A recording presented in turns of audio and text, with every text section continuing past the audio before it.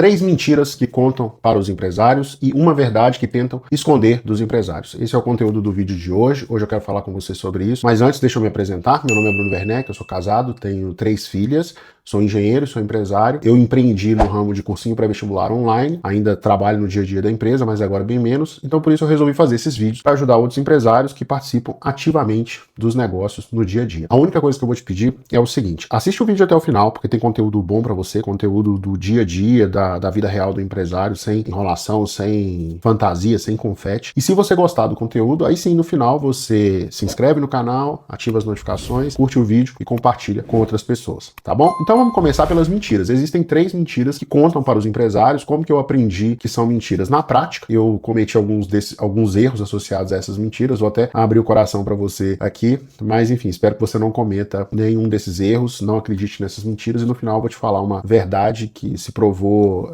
real na minha vida e na vida de muitos empresários, tá bom? A primeira mentira é a seguinte: é muito comum você ouvir nos meios de empreendedorismo, nos meios de negócios, a seguinte frase: contrate para crescer. Qual é a lógica por trás dessa ideia? A ideia é a seguinte: imagine que você quer implementar um crescimento na sua empresa, a sua empresa está com um faturamento, sei lá, de 5 milhões e você quer pular para um faturamento de 10 milhões. Tentam te vender a ideia de que se você contratar as pessoas certas, elas vão fazer a sua empresa crescer. E isso é mentira. Quando que começou a surgir essa ideia? Essa é uma lógica incentivada por um movimento que eu chamo de especulação financeira. O que é isso? Os fundos de investimento, de venture capital, até chegando próximo ali de private equity, eles precisam fazer o dinheiro girar. Então eles captam dinheiro de investidores, investem numa empresa e a expectativa de valorização vem quando uma outra empresa, um outro fundo, compra uma participação ou a empresa inteira em que eles investiram com um diferencial de valuation. Por exemplo, ele comprou ali uma empresa com valuation de 50 milhões de reais. Ele vai fazer assim, vai trabalhar com essa empresa, vai ajudar a empresa a crescer e depois vai vender para um outro fundo ou para um investidor estratégico por 150 milhões de reais depois de 2, 3 anos. Esse é o tipo de movimento que eles gostam de fazer, não exatamente nesses números, mas você entendeu a lógica de comprar por um preço e vender mais caro. E uma forma muito eficiente de mostrar que uma empresa está crescendo ou que ela precisa de dinheiro para crescer é dizer que ela precisa contratar outras pessoas. Então eles contam essa mentira dizendo que você tem que contratar pessoas que vão fazer a sua empresa crescer. Mas a verdade é que numa empresa você tem vários tipos de funcionários. Então você tem aqueles funcionários que realmente são um pouco mais ambiciosos, querem crescer, querem ganhar mais dinheiro e para isso eles entendem que precisam ajudar as empresas onde eles trabalham nessa fase de crescimento. Mas também você tem muitos funcionários numa empresa que eles, pela natureza da função, não fazem a empresa crescer. Eles não têm essa função. Por exemplo, funcionários mais operacionais, do administrativo, do financeiro, ou até mesmo dentro de algumas áreas que não são tão administrativas, áreas de RH, área que é bem administrativo, né? Mas hoje em dia é muito estratégico, já vai entender por quê. Sei lá, um designer, esse cara não necessariamente ele quer crescer na vida, nem na sua empresa, ele ainda está vivendo o momento. E muitos funcionários também não têm esse desejo de fazer a empresa crescer. Eles querem ganhar o dinheiro deles e muitos funcionários são até contra os empresários. Eles trabalham porque eles precisam. O sonho de vida deles era não precisar trabalhar, né? Muitos assim acreditam. E na sua empresa você vai ter essas pessoas e se elas estiverem com as funções corretas, elas vão conseguir contribuir com o desenvolvimento da sua empresa, mas não necessariamente com o crescimento. Então assim, contratar pessoas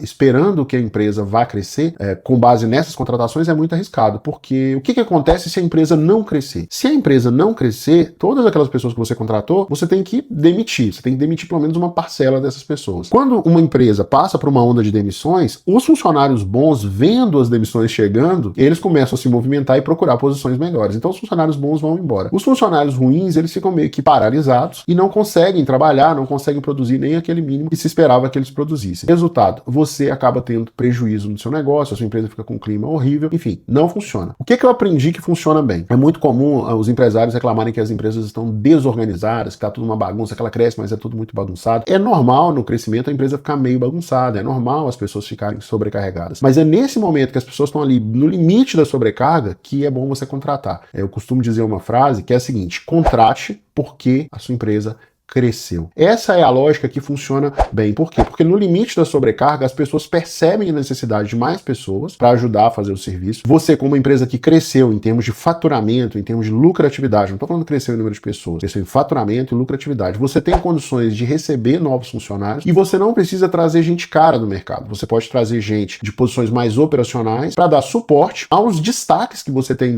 dentro da sua equipe que agora estão sobrecarregados. Então você vai ter muita clareza sobre quem são esses novos contratados, o que cada um deles vai fazer, por quê? Porque uma pessoa que está sobrecarregada vai falar assim, poxa, eu preciso de alguém para me ajudar nessa tarefa aqui. Você pede a essa pessoa que está sobrecarregada para descrever tudo que o novo colaborador vai fazer, quais as responsabilidades e tarefas que ele vai assumir. Com essa informação, você vai no mercado e busca pessoas para executarem essas funções, fica claro para todo mundo. E quando uma empresa cresce, por que é bom você contratar quando a empresa está crescendo? Quando a empresa já cresceu, inclusive, as pessoas estão meio sobrecarregadas. Porque quando a empresa cresce, aquelas pessoas que estão dispostas a assumir novas responsabilidades também são, por coincidência ou não, as pessoas que querem crescer e você dá a elas essa oportunidade. Ou seja, você cria espaço para os melhores colaboradores da sua equipe crescerem junto com você. Tá bom? Então a primeira mentira é contrate para crescer. Não faça isso. Contrate porque a sua empresa cresceu. A segunda mentira que te contam é a seguinte: cuide dos funcionários e os funcionários cuidarão dos seus clientes. Primeiro, por que isso é mentira? Porque a gente está partindo do princípio que as pessoas não são adultas, que as pessoas são pobres coitadinhas, que precisam de cuidados, que elas são frágeis. Cara, isso não é verdade.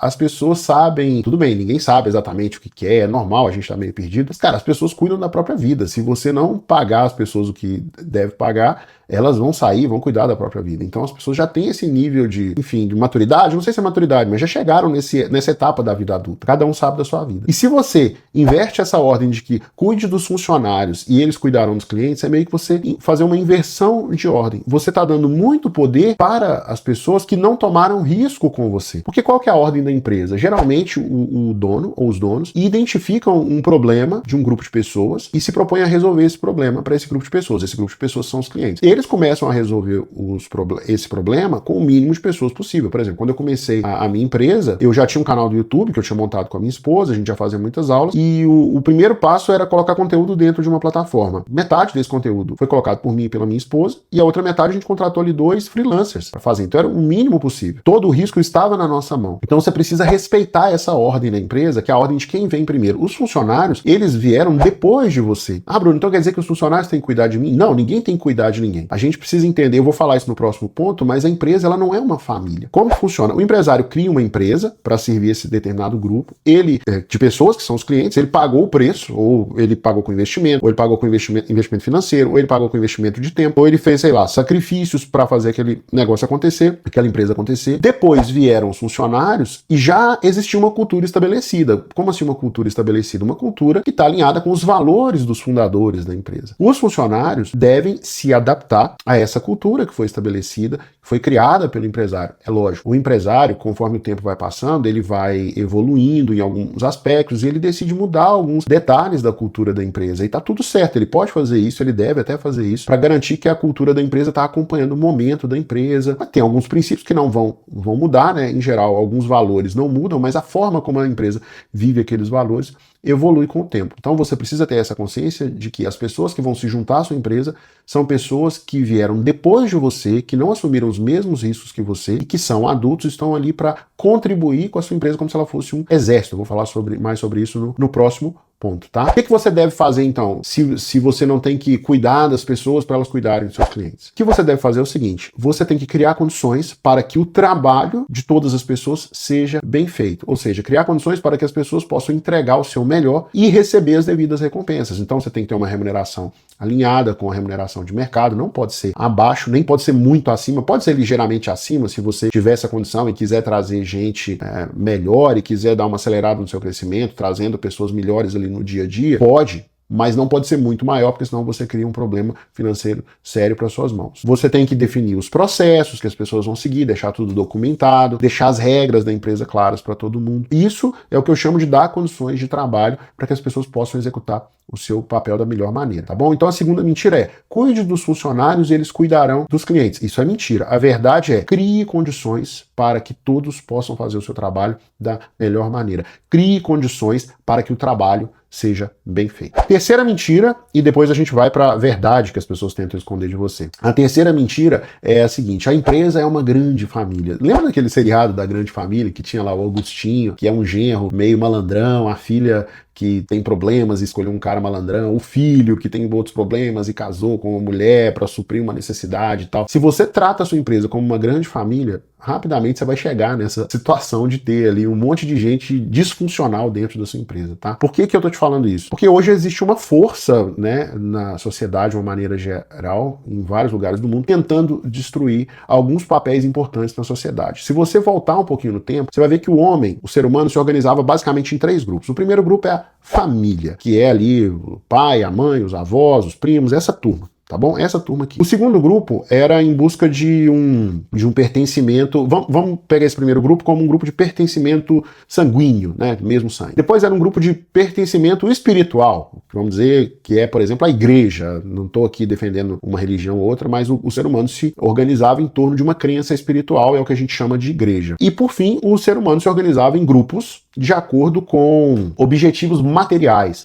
que eram as empresas. Antigamente, nem existia a figura da empresa, né? Os exércitos produziam, as nações produziam através de guerras. Depois é que começou a surgir esse lance de empresa, enfim, que é o que a gente tem hoje. Então, esses 3 grupos eram os grupos base da sociedade, eram os pilares da sociedade. Hoje, o que você tem? Você tem aí uma tendência de ataque à família, o Estado, e não estou falando só do Estado brasileiro, estou falando do Estado como um todo. Ele ataca valores familiares, valores de, enfim, várias pautas que deveriam ser familiares, ele ataca, para que a pessoa não fique ali presa à família. Resultado disso, você tem famílias com menos filhos e uma rede de proteção menor. É muito difícil você entrar numa confusão para tentar roubar a terra de uma família que é composta pelo pai, pela mãe, por 5 filhos homens, 3 filhas mulheres, ainda tem os primos, tem a galera ali morando junto. Por outro lado, uma família que é o pai, a mãe e um filho, é fácil de você tomar a terra daquela família. Então, por isso que o Estado quer destruir essa família. A igreja, por que o Estado quer destruir a igreja? Porque para o Estado é muito melhor se você tem uma fé nele e deposita suas esperanças nele, do que se você deposita as suas esperanças num Deus, enfim, num outro ente que não é o Estado. Ah, Bruno, mas então nessa lógica o Estado deveria destruir as empresas. Não, ele não quer destruir as empresas, ele não quer destruir o trabalho, porque senão não tem ninguém para sustentar o Estado. Então ele destrói a família, a igreja e mantém o trabalho para que as pessoas fiquem cada vez mais escravas do Estado. Hoje você olha a quantidade de tributos que a gente paga mais de 40% de tributos ao longo do ano, incluindo imposto de renda, imposto sobre consumo e vários outros impostos. Então hoje o governo ele quer destruir as famílias e a igreja, mas ele não pode destruir as empresas, porque ele precisa delas. Então é importante a gente entender esse contexto. Qual é o problema da empresa ser uma grande família? A principal característica de uma família é que o que une a família são vínculos de sangue e não vínculos materiais. Então é normal uma parte da família se sacrificar porque outro membro da família não está indo bem. Então junta a família para cuidar de um filho doente, um filho meio problemático, um pai problemático, uma mãe problemática, algum problema assim. É normal as pessoas fazerem isso. Dentro de uma família é normal passar a mão na cabeça de um ou outro que não gera tanto valor para a família. Se você cria esse ambiente dentro da sua empresa, o que vai acontecer? Você vai começar a passar a mão na cabeça de quem não produz. As pessoas vão tomar posições assim, hoje eu não vou poder trabalhar não porque eu não tô mal, porque eu tô mal. Aí o que vai acontecer? O trabalho que tá na mão dessa pessoa vai passar pro outro. Talvez na primeira vez o outro até faça, mas na segunda ele já vai ficar com raiva de você que passou o trabalho e talvez nem fique com raiva do outro que ficou doente. Você vai começar a criar na sua empresa um sistema que privilegia os aproveitadores, os que se aproveitam da força de trabalho dos outros, que tiram vantagem. Por quê? Porque uma família você protege algumas pessoas que estão num momento frágil. E aquelas pessoas que têm um perfil mais de conquista, de vitória, de crescer, essas pessoas não vão ter muito lugar. Por quê? Porque elas têm que trabalhar por elas e pelo bonitinho que você tá ali passando a mão na cabeça dele. Então, qual é a lógica? A empresa não é uma família. Você tem que olhar para a empresa como se ela fosse um exército. Inclusive, tem um livro muito bom que chama A Arte da Guerra, e se você ler esse livro, você vai ver que eles chamavam o ato de guerrear de empreitada, né? O nome que eles davam era um nome parecido com empreitada, mas em algumas traduções está escrito ali empresa. Então, a empresa é justamente isso, é um grupo de pessoas que se reúnem para alcançar um objetivo comum, e esse objetivo vai gerar frutos para todos os envolvidos naquela empresa, naquela empreitada, naquela luta, naquela conquista. Então, todo mundo que trabalha na sua empresa deve ter clareza sobre quais são os objetivos da empresa, quais são os processos da empresa, quais são os comportamentos que são adequados dentro da empresa, comportamentos que não são adequados. Por quê? Porque assim você protege a sua empresa. E nesse processo de proteger a sua empresa, é muito importante você promover aquelas pessoas que contribuem para os objetivos, que seguem bem os processos e otimizam os processos, pessoas que têm os comportamentos adequados para o crescimento da sua empresa. É muito importante você fazer isso. Mas também é muito importante você demitir quem não contribui, para que essa pessoa tenha a oportunidade de contribuir em outra empresa e colher os frutos dessa contribuição. Eu já cometi esses 3 erros na minha empresa. Eu já tive ações que pareciam que a minha empresa era uma família, não foi bom, já contratei para crescer, tive que demitir, foi um saco. E eu também já quis cuidar dos funcionários demais, não deu muito certo. Depois eu posso até te contar uma história sobre isso no próximo vídeo, tá? Mas eu gostaria de saber de você até aqui, antes da gente falar dessa verdade que eu acredito que deveria ser dita a todos os empresários, mas que é escondida e tem a ver com um pouco que a gente falou. Quero saber o que você achou dessas 3 mentiras até aqui, se faz sentido, se tem mais alguma. Quero te pedir para você escrever nos comentários o que você está achando desse vídeo. E se faz sentido o que eu falei, aí sim eu vou te pedir agora, antes de entrar na última parte do vídeo, para você se inscrever no canal, ativar as notificações e curtir o vídeo, comentar e compartilhar, tá? Se você quiser falar diretamente comigo, trocar uma ideia, você pode mandar uma mensagem para mim no Instagram, que eu respondo todas as mensagens. Então vamos para a última parte do vídeo agora, que é a seguinte: qual é a verdade que existem forças sobrenaturais que tentam esconder dos empresários? A verdade é a seguinte: você que é empresário, coloque a sua família em primeiro lugar, tá bom? No meu caso, eu tenho uma ordem das coisas que é a seguinte: em primeiro lugar é o meu relacionamento com Deus, em segundo lugar é o cuidado da minha família, o meu relacionamento com a minha família, e em terceiro lugar o meu relacionamento com o trabalho, e aí eu fico lá pro quarto ou pro quinto, tá bom? O meu relacionamento eu comigo mesmo. Ah, Bruno, mas isso é uma vida de sacrifício? E eu acho que é muito melhor viver assim. A maioria dos pais que eu conheço que vivem se sacrificando para suprir as necessidades da família dentro daquilo que é a vontade de Deus, eu acho que eles vivem melhor. É o que eu tenho visto, tá? Por quê? Porque o trabalho é um meio para a gente cuidar da família. Então, um homem que tem a família em primeiro lugar, ele mantém o foco naquilo que vai ser bom para a família dele, que é estar com a família, cuidar da família, mas em termos materiais, ele mantém o foco em fazer a empresa dele funcionar bem, em fazer a empresa dele produzir riqueza para cuidar bem da família dele. Ou seja, ele não se preocupa com a opinião dos outros, ele não quer saber o que as pessoas acham do que ele faz, da forma que ele faz. Porque como empresário, você vai ser o tempo todo bombardeado por funcionários, fornecedores e clientes sobre ações que você deveria tomar, sobre comportamentos que você deveria adotar para agradá-los, mas que você sabe que são ruins para sua empresa e que são ruins para a sua família. A partir do momento que as coisas estão ordenadas, a gente coloca a nossa família acima de nós, né? Eu falo principalmente para nós empresários, a gente consegue viver uma vida mais ordenada, uma vida mais tranquila e uma vida com menos distrações, principalmente com a opinião dos outros. A partir do momento que eu não me preocupo com a opinião dos outros, o dinheiro que eu tenho, eu reinvisto todo no que é bom para minha família. Eu vou reinvestir uma parte no crescimento da minha empresa, mas eu vou reinvestir uma parte ainda maior em construção de patrimônio para a minha família. Por quê? Porque a empresa pode passar, pode acontecer algum problema com a empresa, mas se eu tenho ali o patrimônio da minha família resguardado, estou mais tranquilo, eu posso eventualmente começar um outro negócio. Já vi muito empresário reinvestir todo o dinheiro que a empresa gera na própria empresa, a empresa dá um problema e o empresário fica com uma mão na frente, outra atrás, e a família não está protegida. E o empresário que foca na família, ele não vive em busca de fugas, de distrações. Por quê? Porque a família, por si só, preenche todo o tempo que o empresário tem para cuidar de si mesmo, para viver para si mesmo. Porque ele quer fazer uma viagem, ele viaja com a família, ele quer uma opção de lazer, ele vai buscar opções de lazer com a família. Então a vida do cara fica dividida entre, é lógico, se ele acredita em Deus e segue os ensinamentos de Deus, entre Deus, família e trabalho. Naturalmente ele vai viver melhor, tá? É muito melhor você viver cuidando da sua família do que se preocupando com as suas necessidades. Fato é que o mundo, o universo, a sociedade, ela vai tentar roubar as riquezas que você constrói e vai te contar essas mentiras, dizendo que você é mal, que você é empresário, que você tem que cuidar das pessoas, que você é incompetente, não consegue fazer sua empresa crescer, e você precisa contratar outras pessoas para fazer a sua empresa crescer, que você deveria suprir as necessidades emocionais dos outros, cuidando dos funcionários como se eles fossem a sua família, criar uma grande família. Para quê? Para roubar as riquezas que você está produzindo e te impedir de produzir mais riquezas, para você continuar sendo uma pessoa dependente, ou para você não ser uma pessoa independente. E a sociedade, ela gosta muito de ridicularizar as pessoas que valorizam a família. O Estado tem um papel importante nisso, porque, afinal de contas, o Estado não quer que você seja livre. Ele quer que você seja escravo dele e dependa dele até o último dos seus dias, para que você continue ali, servindo ao Estado como um escravinho bonzinho, tá bom? Não sei se faz sentido isso que eu falei. Se faz sentido, te convido para se inscrever no canal, comentar esse vídeo, curtir o vídeo, ativar as notificações para receber os próximos conteúdos. Se você quiser me mandar uma mensagem mais pessoal, pode mandar no meu Instagram, vai aparecer aqui na tela. E é isso, tamo junto. Um grande abraço e até o próximo vídeo.